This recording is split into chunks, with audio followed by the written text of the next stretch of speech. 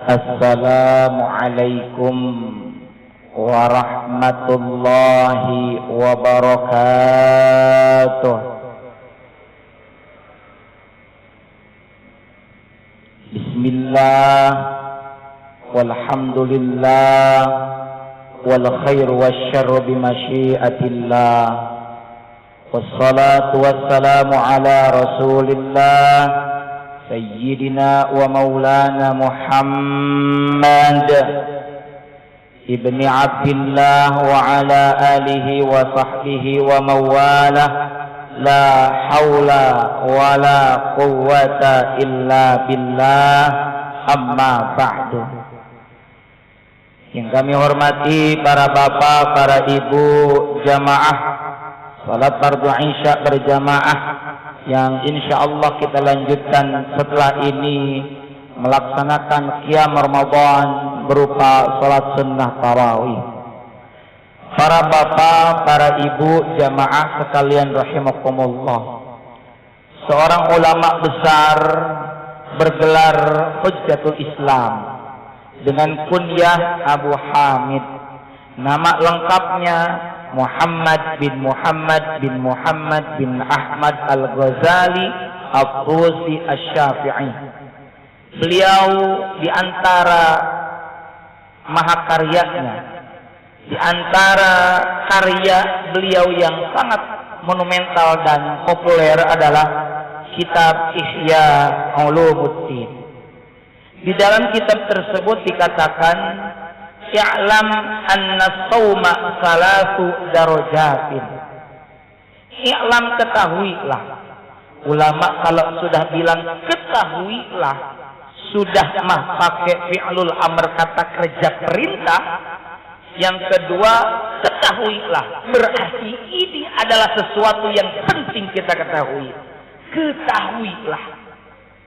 Anna shauma ditambah menggunakan harfut taukid, penegasan bahwa, berarti ini tegas, penting, bahwa puasa itu salatu darajatin, ada 3 tingkatan. Kalau kita bicara tingkatan, pengen tingkat yang baik apa yang buruk Pak kira-kira? Tentu yang baik. Mana saja tingkatan tersebut? Kata Imam Al-Ghazali, shaumul umum, yang pertama, yang paling rendah adalah puasanya orang awam. Wa shaumul khusus, yang kedua puasa khusus, berarti isi mewah. Yang ketiga wa shaumu khususil khusus, yang ketiga adalah puasa sangat khusus, sangat istimewa. Berarti yang paling rendah adalah puasa awam. Yang kedua naik dikit, puasa khusus istimewa. Naik lagi yang ketiga sangat khusus, sangat istimewa. Tentu kalau kita pengen tingkatan yang mana kira-kira? Kepengennya mah tingkat yang paling atas, tapi minimal yang tengah-tengah khusus. Mari kita rincikan tingkatan puasa ini. Fa amma shaumul umum, maka adapun puasa umum, puasanya orang awam, fahuwa kaful batni, yaitu menahan perut, wal farji, dan kemaluan, an qada'is syahwat, dari penunaian keinginan syahwat. Satu. Itu puasa orang awam Bapak Ibu. Cuma sekedar menahan diri, tidak makan, tidak minum, dan menghindari pelampiasan nafsu atau hubungan suami istri. Titik, segitu doang. Itu puasa orang awam. Tinggal kita introspeksi diri, kita begitu bukan? Kadangkala dari subuh, dari tulu'il fajri, sejak terbit fajar sampai terbenam matahari, yakni waktu maghrib, sedapat mungkin kita menahan diri. Tapi limit mendekati waktu berbuka, kita berdesak-desakan, bersesak-sesakan di jalan sambil tin, klakson, bar marah-marah karena kita pengen mau cepat-cepat pulang ke rumah. Apa itu yang disebut puasa? Itu adalah puasanya orang awam. Dia hanya bisa menahan tidak makan, tidak minum dan dari memenuhi keinginan syahwat, tapi belum bisa menahan amarah. Dia belum bisa menahan pikirannya. Bahkan ketika berbuka, tidak sedikit di antara kita, bukan anak kecil, bukan orang tua, orang dewasa juga ada, segala dimakan. Sebelumnya dikumpulkan. Kalau begitu, apa bedanya dengan menggeser waktu makan yang tadinya makan siang digeser menjadi maghrib? Bahkan setelah maghrib, ntar malam makan lagi sebagai ganti makan malam. Lah inilah namanya puasa orang awam. Wallahu a'lam apakah diterima atau tidak? Wallahu a'lam. Makanya kita sering berdoa. Apa di antara doanya? Rabbana taqabbal minna innaka antas samiul alim. Atau seperti imam kita tadi berdoa, Rabbana taqabbal minna salatana wa siyamana wa qiyamana. Ya Allah, ya Rabbana, terimalah salatana, salat kami, baik yang fardu maupun yang sunnah, wa siyamana, wa qiyamana, puasa kami maupun qiyam Ramadan kami, termasuk salat sunnah tarawih maupun tahajud. Karena bisa jadi ibadah kita banyak kurang. Yang kedua, Bapak Ibu saudara sekalian, yang insya Allah moga-moga jadi penghuni surga, apa yang dimaksud dengan puasa khusus? Lanjut kata Hujjatul Islam Imam Al-Ghazali, wa amma shaumul khusus, dan adapun puasa khusus, puasa istimewa, fahuwa kafus sam'i, yaitu yang pertama menahan apa ini? Pendengaran, wal basar, penglihatan, lalu wal lisan, yang ketiga menahan lisan, wal yad, yang keempat menahan tangan, wal rijli, yang kelima menahan kaki, wasairil jawari, dan seluruh anggota badan, anil asami, dari aneka macam perbuatan dosa. Masya Allah, tadi saya sudah sindir, maghrib mau buka, bentar ke maghrib kita sudah tidak bisa menahan amarah. Na'udzubillah min dzalik. Nah, puasa khusus ini Bapak Ibu rahimakumullah, bahwa menahan pendengaran dari apa?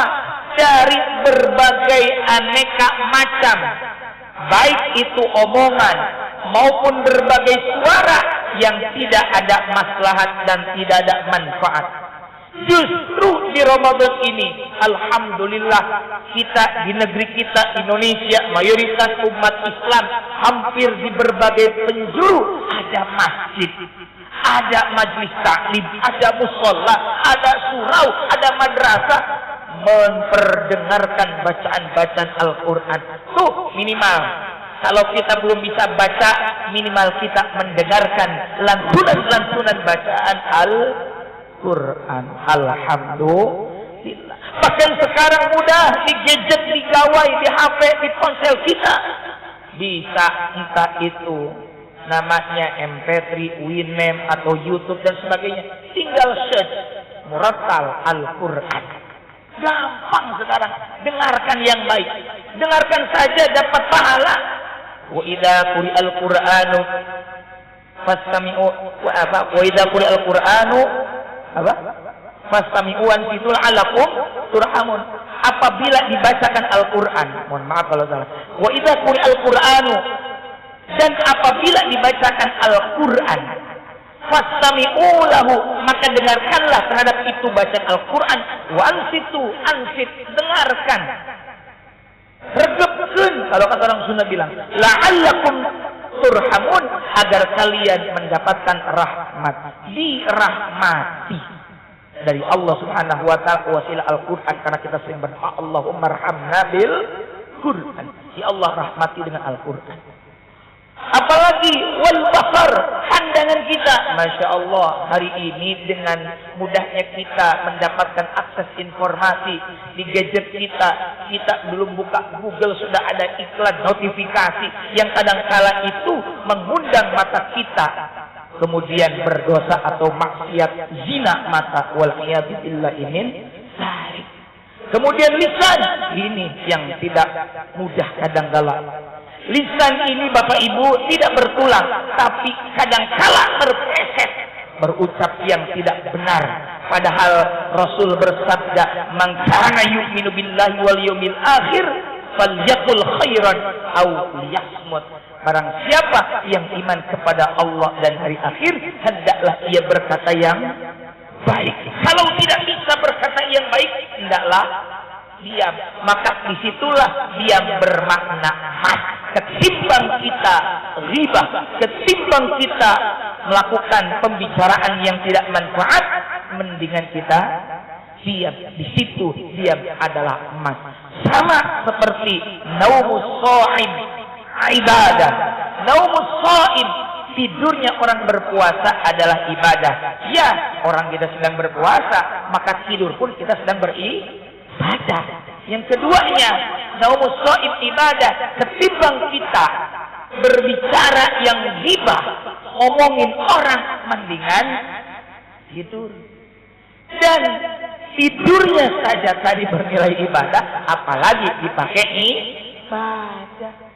Apalagi nih, kita punya tangan, kita punya kaki, awas.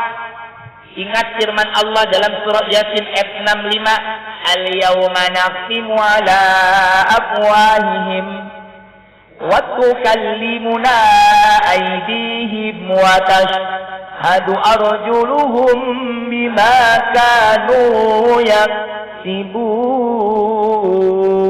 Pada hari itu, hari kiamat, kami kunci mulut-mulut mereka. Gak bisa kita berbohong, gak bisa kita bersilat-silat. Yang bicara apa? Waktu kallimuna aydihim. Yang berbicara kepada kami adalah tangan-tangan mereka. Ini tangan-tangan kita yang akan mengaku, Bapak. Wa tashhadu arjuluhum, yang jadi kaki, yang jadi saksi adalah kaki mereka. Ya Allah, ya Rabbana, ini Pak yang akan berbicara, kaki kita yang akan menjadi saksi. Karena itu kuasakan tangan dan kaki kita dari aneka macam perbuatan dosa, wasairil jawari, dan seluruh anggota badan. Kita minimal di level ini, tingkatan yang kedua ini, minimal jangan yang pertama lah, naik ke level tingkat yang kedua. Jaga seluruh anggota badan kita anil asam, dari aneka macam perbuatan dosa. Dan yang ketiga, yang terakhir, kata Hujjatul Islam Imam Al-Ghazali, wa amma saumu khususil khusus, dan adapun puasa khususil khusus, sangat khusus, sangat istimewa, bahwa fasaumul qalbi, maka itu adalah saumnya hati, puasanya hati, anil himamid daniyah, dari aneka macam keinginan yang rendah. Kita hati kalau hanya yang dikejar yang sifatnya rendah-rendahan, sifatnya materi duniawi, wal afkar dunyawiyah, dan puasanya pikiran kita dari pikiran-pikiran duniawi, maka kalau kita puasa, puasakan hati kita juga, puasakan pikiran kita juga dari yang sifatnya duniawi, yang sifatnya materi. Ini mungkin agak berat Bapak Ibu sekalian. Ini memang puasanya orang-orang tertentu, apalagi minan nabiyyin wasiddiqin. Inilah puasanya para nabi, orang-orang yang benar keimanannya. Tapi meskipun kita belum bisa mencapai yang ketiga, kita tahu dan kita ingin mengusahakan ke sana. Dengan cara apa puasanya orang-orang yang level ketiga ini, level yang paling tinggi, yang sangat istimewa ini? Tadi, wasaumul qalbi anil himamid daniyah wal afkarid dunyawiyah wa kaffuhu, dan menahan itu hati dan pikiran amma siwallah azza wa jalla, dari segala perkara selain Allah. Jadi yang level ketiga ini tidak boleh punya tujuan kepada selain Allah. Kalau kita tidak bisa nyampe ke sana, tapi kita senantiasa mendasarkan amal kita dan menunjukkan amal kita adalah karena Allah Ta'ala. Kita sering berujar, La ilaha illallah, la maqsuda illallah, la matluba illallah. Tidak ada yang dituju kecuali ridha Allah. Tidak ada yang dicari kecuali Allah Subhanahu wa Ta'ala. Dan inilah sebenarnya hakikat inti daripada puasa, bahwa kita melakukan segala-galanya hanya karena Allah Subhanahu wa Ta'ala. Semoga Allah Ta'ala senantiasa membimbing kita dalam beribadah, wabil khusus di bulan ini, siam dan qiyam Ramadan, benar-benar karena Allah Ta'ala. Dan puasa serta qiyam Ramadan ini menjadi media perantara untuk membentuk pribadi kita menjadi seorang muslim mukmin yang bertakwa, istiqomah mencari ridha Allah Subhanahu wa Ta'ala. Amin ya Allah ya Rabbal Alamin. Ini saja yang bisa kami sampaikan. Semoga ada manfaat dan barokahnya. Mudah-mudahan ada manfaat dan barokahnya. Mohon maaf atas segala kesilapan kealpaan. Yang benar mutlak dari Allah, yang khilaf, yang salah tentu dari kealpaan al-fakir. Hadanallah wa iyyakum ajma'in. Wallahul muwaffiq ila aqwamit thariq. Wassalamualaikum warahmatullahi wabarakatuh.